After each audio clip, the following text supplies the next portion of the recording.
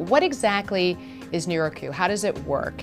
So NeuroQ is actually a software program that we use to help us look at the brain PET scans. Brain PET scans can be challenging to read, especially since a lot of parts of the country the brain PET is being underutilized, and so the radiologists there, the nuclear medicine doctors there don't see a lot of brain PETs. They tend to see a lot of whole body PET scans for cancer. We're like a simple site, and people all over the country can send their scans to us, and we can give an expert reading of those scans. But eventually people will want to develop their own facility for giving expert interpretations, and one of the things that helps to do that is to have not just your visual interpretation of what you see, but to be able to measure how much things are changing region by region through the brain. NeuroQ is a way to automatically make those measurements in hundreds of brain regions in a matter of a few seconds that would take so much time that would be impractical to do in a clinical setting otherwise. So the NeuroQ software actually goes in and can detect certain parts of the brain collectively just within a few seconds to see where the trouble spots are, right? That's right. So a brain PET scan is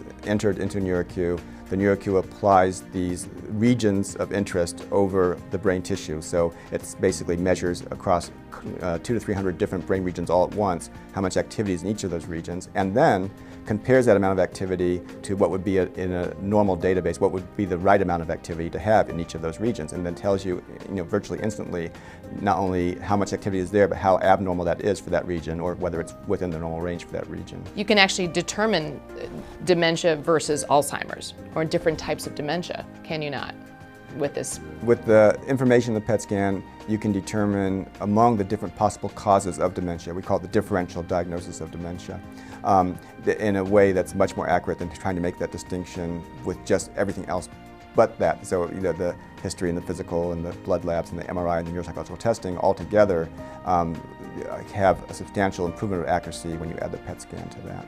How much radiation exposure is there, if any? PET scan that's done for the main information we're looking for, and since most PET scanners around the world today are PET CT scanners, there's a small amount of radiation that comes from the CT scan as well. But to put it in perspective, the amount of radiation that someone would get from getting a brain PET scan is about 1/5 of what I'm allowed to get every year just by working here. Let's say you have someone who's very concerned because they have relatives who've gone through Alzheimer's, have had the disease. How soon can someone actually have one of these PET scans and have it go through this NeuroQ software in order to determine whether or not they are susceptible or will get this disease? It can detect it much earlier than anybody would want it to because even before you have your first symptom, you can see changes in the brain PET scan that you can measure with something like NeuroQ, and you can visually see them at the time that patients would still be considered to be normal by psychologists. But the patient might feel, I'm not quite up to the par I used to be, and then that's a real problem for what does the neurologist do, or the psychiatrist, or the geriatrician is, well, they'll make sure there's nothing physically wrong with them, and they'll try to make sure they're not depressed, and if they are, treat them for that. But beyond that, they can send them to a neuropsychologist, and the neuropsychologist can do a whole battery of tests, but they may all come back normal because the range of normal is pretty wide for all these tests. But for someone who's very high functioning to begin with, they can lose quite a bit of their brain activity before they would fall outside the normal range. So someone like in their 30s, 40s could have this test? You could. You could see in someone in their 20s who have the gene for Alzheimer's disease but won't develop it for another 40 or 50 years, already changes in the parts of the brain that decrease the most significantly in the early stages of Alzheimer's disease. So it's way more sensitive, like I say, than you'd want it to be even at this point, because we don't have preventive therapies to give to people who have no symptoms. That might change, that people are working on vaccine therapies, for example, and then if those became available, then it would make sense to get a PET scan in your 20s and see if you should get the vaccine, perhaps. But right now, the time to get it would be at the time that you start to have symptoms that may be something more than just normal aging. And at that time, there's no accurate way to know what's going on unless you look at what's happening inside the brain, and that's what PET does for you.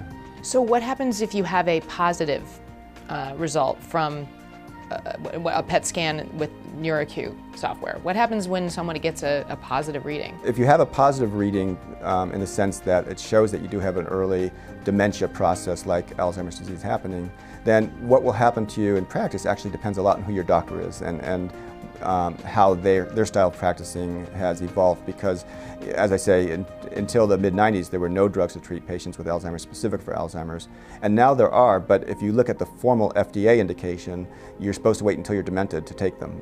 It can be early dementia, but you're supposed to have those criteria of having multiple cognitive domains and progressing to a level of severity that affects your ability to function.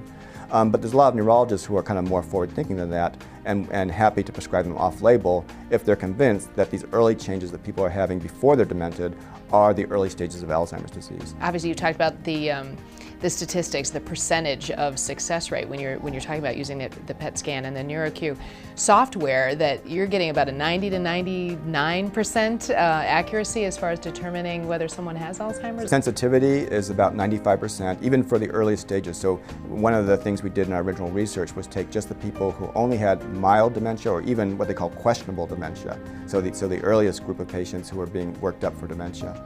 And even in that group, the PET already had a 95% sensitivity, and proven by following those patients all the way to the point of death and autopsy. Is this software being used widespread, or if it's not, why not?